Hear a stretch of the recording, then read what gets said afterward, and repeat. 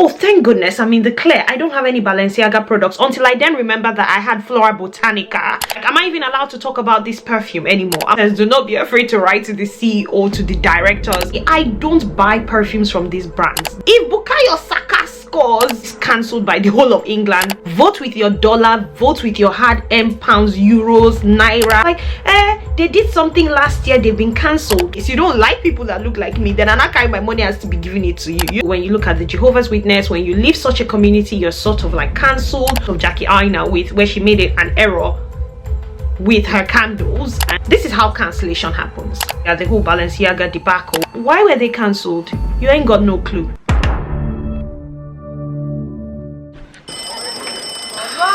Quiet on the set. Camera speed. Color needs to correct it. Hey Bambi, welcome back to the channel. If you're not already subscribed, go ahead and smash that subscribe button and become part of the family. Oh my goodness, it is officially winter. We're officially in -degree weather over here in England. I'm having to check the weather forecast for the sun. I'm literally chasing the sun so that I can film in front of my window, because I actually prefer filming with natural lighting than filming downstairs with my studio light. Anywho, in today's video I will be talking about another sensitive topic. Should we be buying perfumes from cancelled brands? When a brand is ostracized, boycotted, ignored, shunned, ties into cancel culture. When a brand is accused of something, should we still patronize this brand? Should we still buy fragrances from this brand? Should we still buy luxury products from cancelled brands? So if you're interested to hear my thoughts on this topic, God help me with this one. Without further ado, let's get right into the video. Starting off with some definitions. What is cancel culture? From Wikipedia, cancel culture is a phrase contemporary to the late 2010-2020 that is used to refer to some sort of ostracism in which someone is thrust out of a social or professional circle, whether it be online, on social media, or in person. Those subject to this form of ostracism are said to be cancelled. The thing about cancel culture is that it has existed even long before social media. It's just that now there's a different form of cancel culture on majority of social media platforms where people are called out. I think it's just because that is the way most people communicate these days. Most people communicate on social media. Cancel culture has existed even in religion. When you look into very much into like very strict orthodox, when you look at the Jehovah's Witness, when you leave such a community, you're sort of like cancelled. Your family is not allowed to speak to you. When you look even into politics and you look at the latest situation in England with the health secretary who was asked to resign because of what happened during lockdown, basically cancelled by the whole of England because of, you know, his acts, which I'm not going to go into details about that.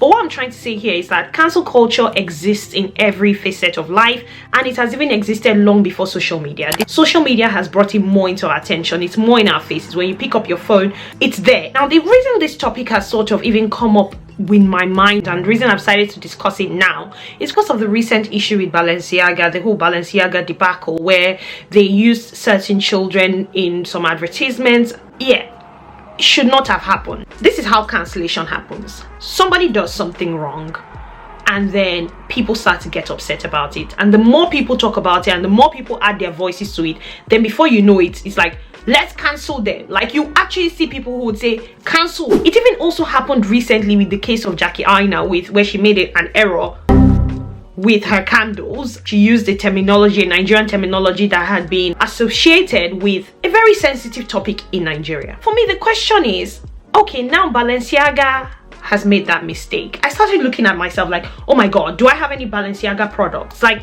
am I going to burn them? Am I going to throw them away? And for a second I almost thought, oh thank goodness I'm in the clear. I don't have any Balenciaga products, until I then remember that I had Flora Botanica, the perfume, and I'm just like, Jesus Christ of Nazareth, what am I supposed to do with my Flora Botanica now? Like, am I even allowed to talk about this perfume anymore? If I'm doing a list and Flora Botanica is relevant to that list, am I allowed to talk about it? It makes me to almost question, like, there are some people who rightfully are upset with brands when they make these mistakes and call them out for the right reasons, but then there's also the almost that I don't know if it's called it self-righteousness, where it's like, okay, so now I'm going to throw away my Flora Botanica because I want to be seen as canceling Balenciaga. I want to be seen as not participating in this brand or that brand because of what they've done. I want to almost flip it the other way around. What are the lessons? What can we take from cancel culture? For me, it's a case of, are people actually being responsible, you know, when they cancel brands or when they call brands out?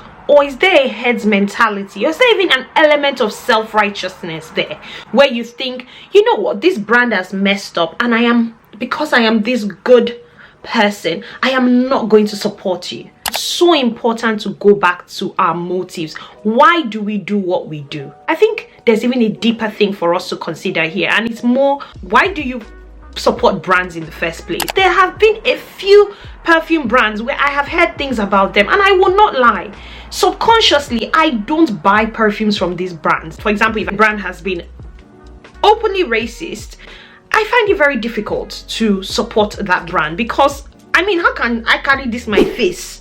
You don't like my face, you don't like people that look like me, then I carry my money has to be giving it to you. It doesn't just make sense to me. Question here is, how can we hold brands more accountable? Number one is to do your research. The reason why I say do your research is because when you do your own research, it helps you to have your own personal convictions, and it eradicates that heads mentality. It means that you are not a follow, because you know that a lot of people hear about things on social media, they don't even know how it started. I came across a skit by a guy called Chris Clown recently, and he literally depicted how people start getting dragged on Twitter or on social media generally. Sometimes the people that are dragging you by 6 o'clock, they don't even know how that thing started at 6 a.m. in the morning. But then they just join. Oh, okay. What did they say she did? Oh, they are dragging. Okay, let me just join and be dragging. Oh, they said they are canceling. You ask some people, why don't you like this brand? They're like, they did something last year, they've been cancelled. Why were they cancelled? You ain't got no clue.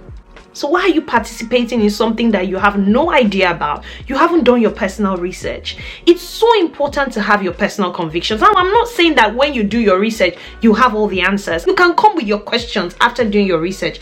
That's just my view. It's the approach I take to anything in life. Even when I go to church, I listen to a sermon, I still want to come back and read my Bible for myself. I'm not saying the pastor is lying. I'm not saying I don't believe what the pastor is saying. All I'm saying is I'm going to check for myself. I'm going to do my own research. That's why God has given me a brain. Number one, do your own research. But two ways to hold brands accountable is to vote with your money. Vote with your dollar, vote with your hard-earned pounds, euros, naira, whatever currency you're using where you live.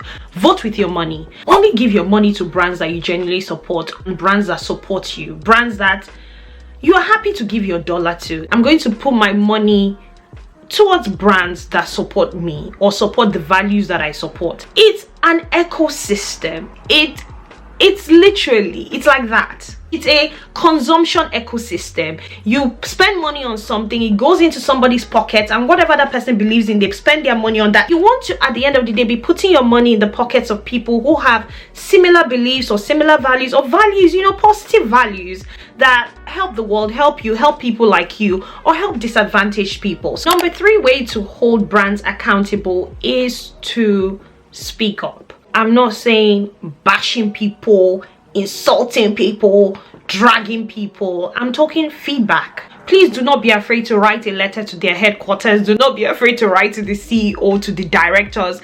Do not be afraid to speak up. Communicate respectfully. Communicate in a way that represents who you are. Because at the end of the day, what Peter says about Paul says more about Peter than Paul. It's almost like what Michelle Obama says, that when they go low, you go high, or when they go high, you go. I don't even, you know what? I am one to go and drop comments in the comment sections of brands if I'm not happy with something. I'm that girl. Like, I recently watched something and I was like, oh, okay.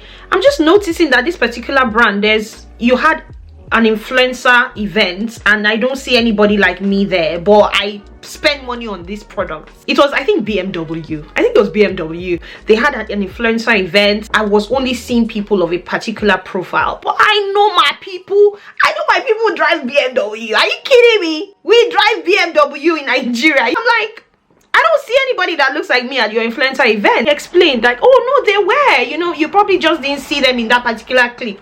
I'm like, okay, cool. If Bukayo Saka scores in English soccer, best believe you had better put him on the Instagram page, I'll be like, why have you people not uploaded Bukayo score? Some people are scared to call out things, and rightfully so. For example, in your place of work, you might find it a bit difficult to call out things, but that's why I'm there to call out something in another person's company. And I expect if something was not going right in my company, if I couldn't call it out, which I would expect somebody else to call it out for me. We all need to watch out for each other. We all need to watch out for the world. The world is ours to make a better place at the end of the day.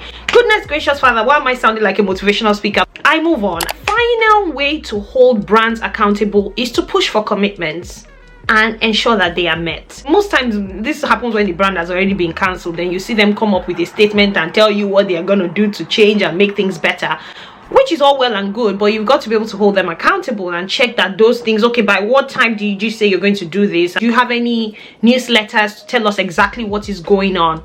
Push for commitments and just check that those commitments are being met. Those are some of the ways that you could hold brands accountable. The question is still, should you buy from a brand that has been cancelled? Why don't you tell me what you think? I'll leave that one to you. Go ahead, let me know what you think in the comment section. Would you buy something from a brand that has already been cancelled? Would you throw away items from a brand that has been cancelled? Me personally, I may not buy from a brand that has been cancelled, especially if I feel strongly about why they've been cancelled. But if I already have products from that brand, I know I'll be very uncomfortable. I know it will make me very uncomfortable using it because it will just not sit well with my conscience. And this is not me trying to sound self-righteous. It won't sit well with my conscience. Go ahead and let me know what you think in the comment section down below. Also, go ahead and do all of that good stuff, guys. Like, share, and subscribe. Guys, please like, please share, please subscribe. And until I see you again in my next video, because I look forward to seeing you again in my next video. Stay beautiful, stay blessed. Hi. And bye. Atika present my best. According to, you know, if I'm doing a list or if I'm doing, and with that, you know, for the, I don't know what I'm saying, but what I mean by that is, oh, you don't also want to, you know, it's almost like number 3 way to,